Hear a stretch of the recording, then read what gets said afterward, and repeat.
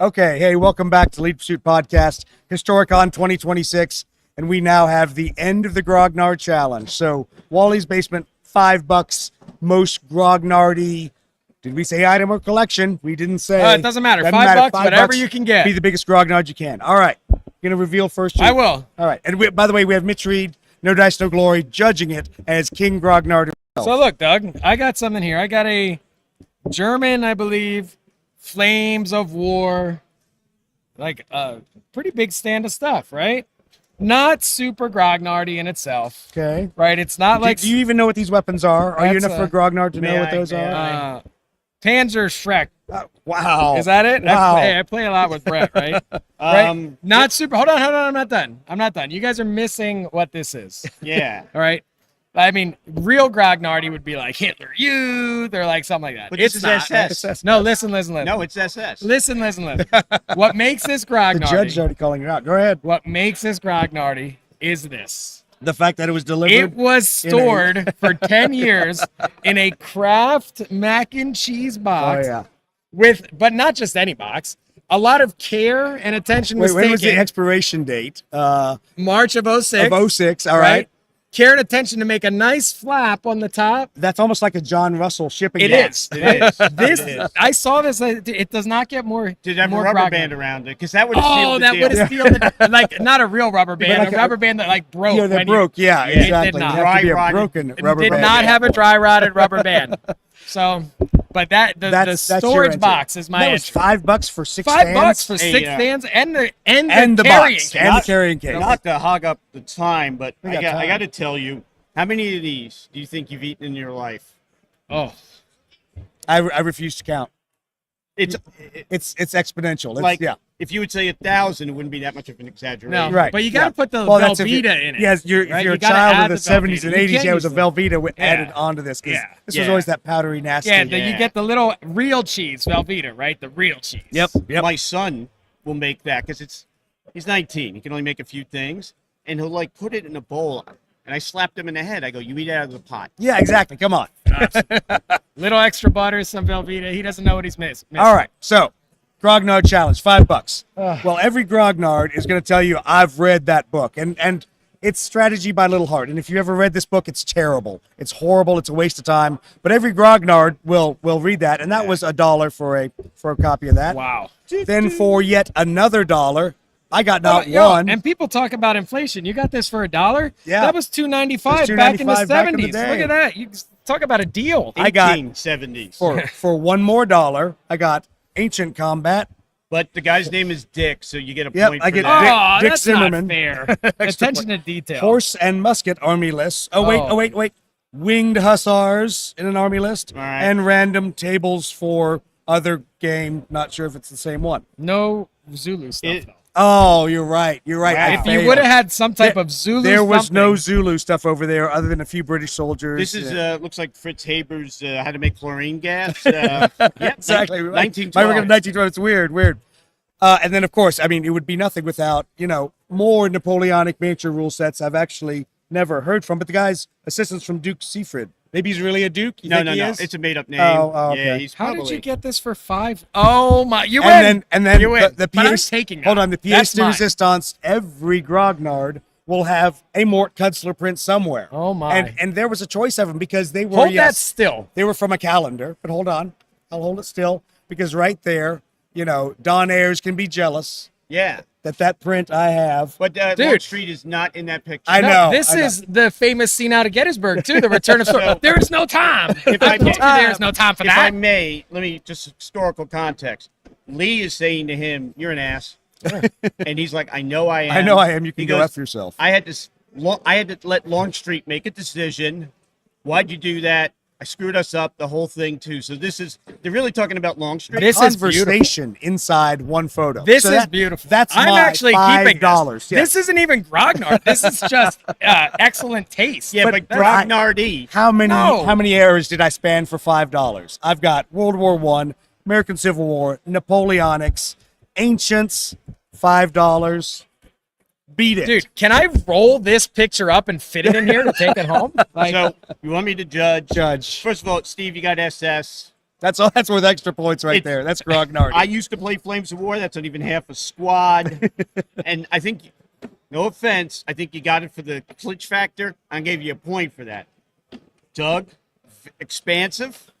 He said I'm expansive. Yeah. Normally people say I'm fat, but he said I'm expansive. Nice. Well, no, there's diversity here, right? Unlike the SS. So, and like you said, you span a lot of periods. You have the Longstreet screwed up picture. Yep. But that almost is just. I have to kind of icing on protest. the cake. No, the picture is so just classy that it cancels the rest of the Oh, it's ungrognard. You No, ungrognarded it. Because you go to a wargamer's house and they'll They'll have random- pictures. yeah, random they'll have pictures, pictures that's like true. that, and they'll tell you a story about it, but Oh, it's okay. about them. So yeah, but I got to say, the craft box really, it's nostalgic. Yeah. I mean, it's still the SS, and they're not even painted like SS. And but what are you going to do with that?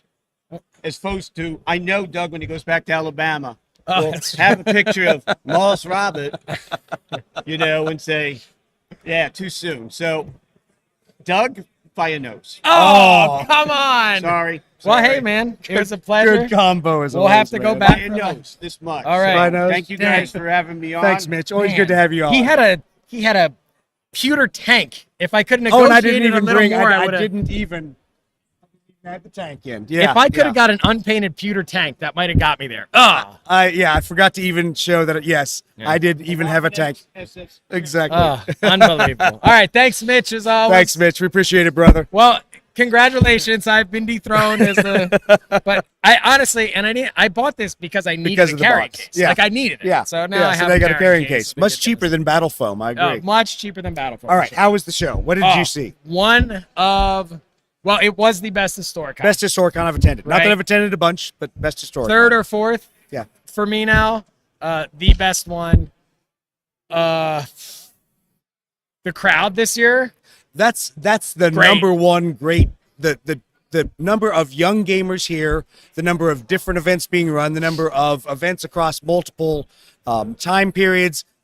I know everyone hates to say, yeah, it's not just historical wargaming, but for us, that was the good part. We saw a lot of other gamers that got to see historical wargaming because they were doing 40K or sci-fi or other things, and we're in the mix with all the rest of us. Yeah, crowd, but just personalities of people also Oh, this yeah, year. yeah. Dude, great. Just I feel like everybody we interacted with this year had the right attitude about why they were here, right? Absolutely. We're here to have fun. We're here to hang out. We're here to meet some people. We're here to play some games. We're not here to crush your table and tell you you're wrong. We're not here to nitpick your historical validity, right? Well, Just we're great super, personality. We're super blessed. The people that come over and hang out with us, play our games, they know what Lead Pursuit podcast and our games are like. And so they know that we're not going for super crunchy. We're not going for crazy levels of detail. We want playable. We want fun.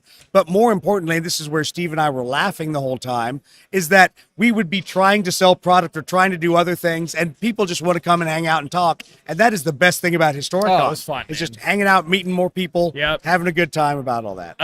I think I kind of look at this every year. Obviously, Adepticon is our like big show, right? Absolutely. Like kind of Yep. everything we do is to fund Adepticon and make sure when we go to Adepticon, everybody has a great time. So I was kind of look at this as like almost like I don't want to say a dry run, but It is. almost It's kind a of like warm up for Adepticon for some other things we yeah, can do. and like what can we maybe see here and expand on for Adepticon to Right. give people because we don't want to do the same thing at Adepticon every year. Even Right. if people like it, we want to do new stuff. The Dragon Strike was freaking cool. Absolutely. The World War I Blood Reds, and that was like last Absolutely. night. I kind of just like got into it, right? What Mike did to kind of refresh Blood Red Skies to World War I feel is very similar to what you and Roger did with Beyond Mig Alley, Absolutely. where you make it is very obviously Blood Red Skies, but you make it different enough that it feels new and fun and fresh, and it's not getting stale, right? So super excited for that. Absolutely. Well, I want to let everyone know that that stuff won't just be in the ready room. We're going to go ahead and host those Blood Red Skies World War I adaptations on our website, on leadpursuit.net. Same area where we have Beyond Mig Alley, so underneath all the expansions. Go in there, download the cards, the rules, play with that with your World War I models, if I can say that. and it's great. It's awesome. I thought like the gun jam mechanic was just like, yeah. I mean, how can you have a World War One game? Yeah, and you not gotta have gun right? jams and a World War One mechanic, guaranteed. Very cool. The ace skills that he made to reflect World War One. The kind of just great. Merged. Like I'll let you talk about Merged. No, right? Merged That was the awesome. first- So I apologize for the secrecy on Merged and everything that we talked about but didn't release beforehand. You guys know me, guys and gals, you know that I have a lot of ego in this and I want to make a good game that everyone else is going to enjoy. So I didn't want to put a lot out there before we had people on a table playing the game. I didn't need people to read the rules and say, you know what, you missed the boat. I wanted people to try it, play it, and then tell me that I missed the boat. But we got great feedback. People really, really enjoyed it. I mean, I feel like the core is there. Right. I always say with any vehicle game, it could be planes, it could be tanks, it could be submarines, it could be, mechs, whatever. The movement has to be right. Right. Right. The maneuvering and the movement has to be right. And the feel of the planes, the feedback everybody liked was, I feel the energy, I feel the thrust and the drag, and all the planes feel like they're different, like they should. So the feedback on the movement was awesome, and it was just I'm excited to keep building on that and working on it and refining it, especially now that I know a little more about it. Right. And saw it in real time, right? I'm excited because people actually enjoyed it. And so we knew it was pre-alpha stage. We knew there was a lot of stuff to be expanded.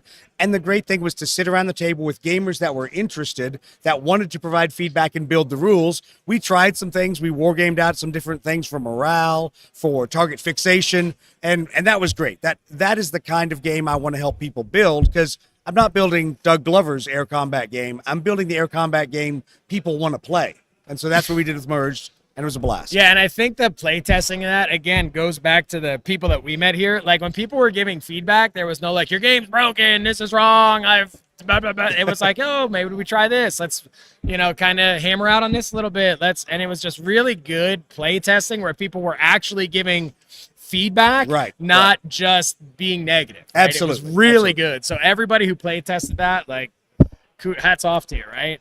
Well, what people about skills? Yeah, people skills is crazy. So speaking of people skills, what about the overall attendee feeling? There were some complaints. There were a few complaints, which is going to happen. We're going to have those. But what'd you think overall? The grumpiness of the grognards. I didn't come across a lot of it. Not at all. And it's this is funny, right? If you watch the social media before Historicon, yeah. It's like, why are you coming? You're going to be miserable. But then everybody gets here, and it kind of like, that doesn't actually happen here. Like, even like the social media, when everybody's here, it kind of like calms down, and people are like having fun, posting pictures. It's just a very weird dynamic. But like, I didn't have any, like, no negative times at all with people. No, I mean, there's always the one or two negative interactions you have out of an event of several thousand people. And I think they hit their goal of somewhere between 2,000. I think is where we ended up with. So I was talking to Ed. He's Fallen director. Yep. He was telling me he thinks they might have hit 3,000 people here this year, Nice. which would be like several hundred more than last year. Yeah. So it'll be interesting to see where it actually came out at. I think talking to all the vendors felt like they did pretty good. Yep. We right? did great. So thanks to everyone who bought little resin airplanes from us. Really appreciate that. Yeah, I mean, my problem with this, as always, is like, I didn't get to play enough games. Yeah, right? I know. You didn't get to play enough games. I've lost my voice. I was too busy demoing games, but no, it was great. I want to play more stuff, right? So I think really, as we wrap this up, we might have a new tagline for Lead Pursuit Podcast, because Steve even alluded to it partway through what he was saying. Fly hard. Feel the thrust. Oh, Lead yeah. Pursuit Feel Podcast. the thrust. I like it, Doug. Way to go. Another awesome show. What's the next one, I guess? I guess it might be NashCon. We're not going to have the whole stream. We'll have some microphones and stuff. We can do this kind of stuff. We won't have a full stream. Won't stream some games, but there'll be a lot of games to play. So join us at NashCon mid-August. Have a great time down there in Nashville, and we'll see all of you there. Yeah. Thanks, guys.